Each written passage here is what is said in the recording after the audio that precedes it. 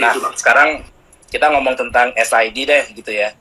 Ini SID setahu saya kan mulai berdirinya tahun 1995, 25 tahun dong harusnya.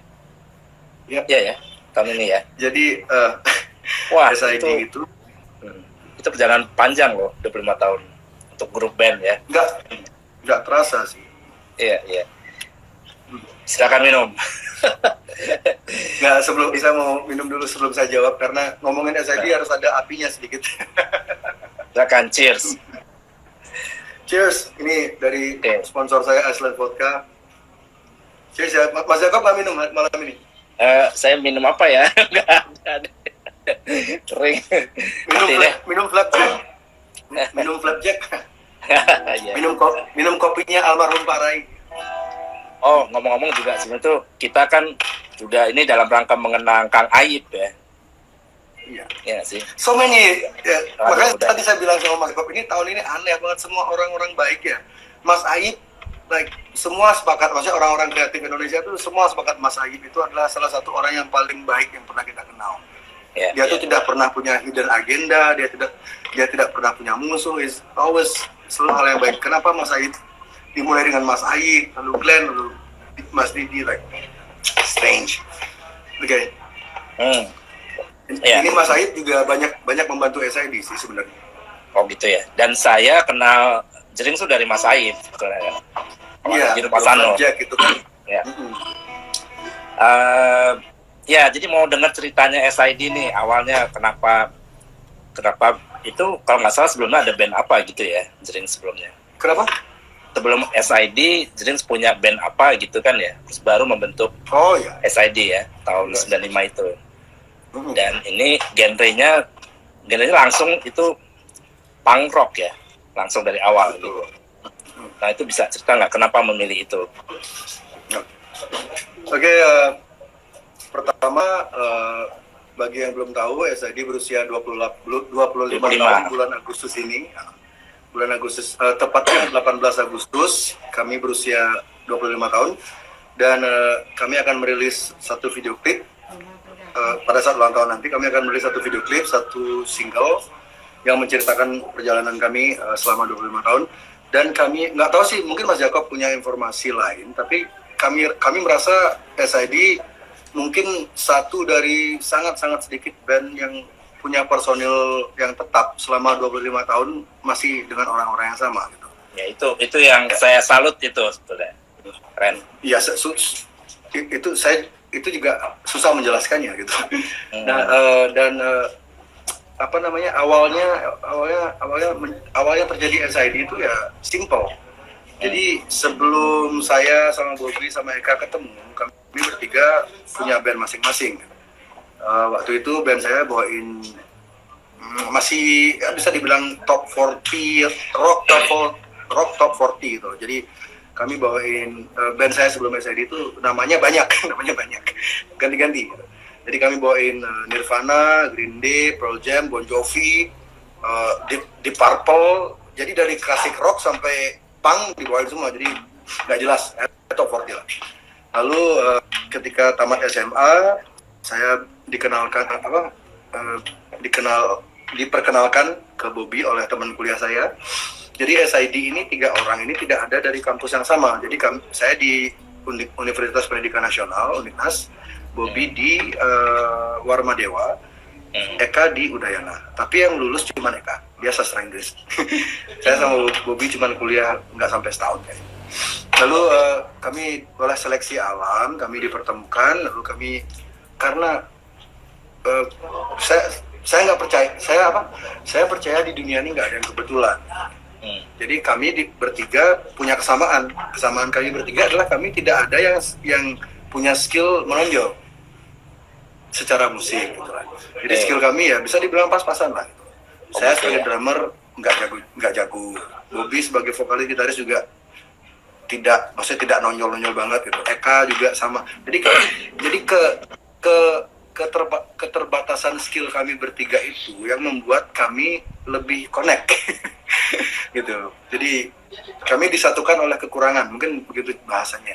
Kekurangan kami yang menyatukan kami, akhirnya connect. Dan Saya sama Bobby waktu itu memilih genre punk rock karena memang genre itu yang sesuai, yang cocok dengan cocok dengan skill kami, yang tidak terlalu tidak seperti musisi jazz atau tidak seperti musisi metal, tidak seperti musisi reggae. Kan 3 genre yang saya sebut tadi kan perlu skill yang agak di atas rata-rata itu. Kalau punk rock, yang penting kamu bisa ngerti bisa main drum, temponya nggak harus rapi-rapi banget kayak di kaset atau di CD. Yang penting kamu bisa nyanyi, yang penting kamu bisa gitarmu nggak fales, vokalmu nggak fales, yang penting bassnya nggak fales, udah itu aja. That's it, you have a band, that's it. Dan satu karena skill, dan kedua secara ideologi, karena punk kan bukan sekedar musik, punk itu ada banyak elemen-elemen di luar musiknya, kayak dari ideologi, lifestyle, sikap politik, apalagi ya, gaya hidup kayak gitu. Saya pribadi lebih banyak connect sama punk rock karena di sana saya menemukan saya menemukan apa yang selama ini saya inginkan. Jadi selama ini kan saya agak, sebelum saya tahu punk rock, jadi saya agak kesulitan mengartikulasikan jati diri saya gitu. Saya kesulitan mengartikulasikan apa yang saya inginkan, saya kesulitan untuk aktualisasi diri karena saya tuh waktu itu saya nggak tahu, saya suka sesuatu yang berbau rebellion, yang memberontak. Tapi musik grunge atau alternative rock seperti Nirvana, Green Day, Nirvana, Pearl Jam itu agak kurang masuk ke saya, meskipun saya suka band musiknya, saya suka musik mereka, tapi saya kurang merasa terwakili secara hati gitu. Saya suka musik rock, tapi ketika dengerin klasik rock kayak Deep Purple atau Led Zeppelin itu stylenya saya kurang suka, estetiknya. Saya nggak bilang mereka jelek, tapi bukan untuk saya gitu. Mereka they are beautiful musicians, like women love them. They look like rock stars, Tapi kalau saya aplikasikan ke diri saya, sepertinya itu nggak cocok. Jadi ketika bertemu genre punk rock, saya ngerasa secara estetika, secara ideologi, secara skill itu saya masuk, dan Bobby juga merasakan hal yang sama. Akhirnya kami sepakat membentuk Superman is Dead gitu. Dan nama Superman is Dead sendiri itu awalnya kan Superman Silver Gun. Jadi di awal terbentuk itu, ini sebelum Eka gabung ya, jadi awalnya itu cuma saya sama Bobby. Di awal-awal 95 itu cuma saya sama Bobby. Tapi kami belum pernah konser, kami cuma jamming di kamar aja gitu. Lalu ketika Eka mulai bergabung, Eka dikenalkan oleh teman juga. Jadi kami semua tuh dikenalin sama orang gitu. Nggak ada yang langsung saya ketemu Eka langsung, nggak. Jadi selalu ada orang ketiga di antara kami gitu. Jadi makanya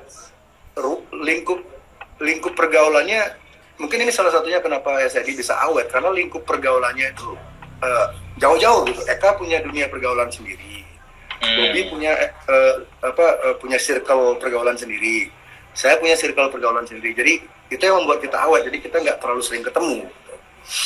Dan Eka masuk, dan nama awalnya kan Superman Silver Gun. Itu saya ambil dari judul lagu dari band Stone Temple Pilots. Ya. Oh, itu ya. Ya, Superman Silver Gun.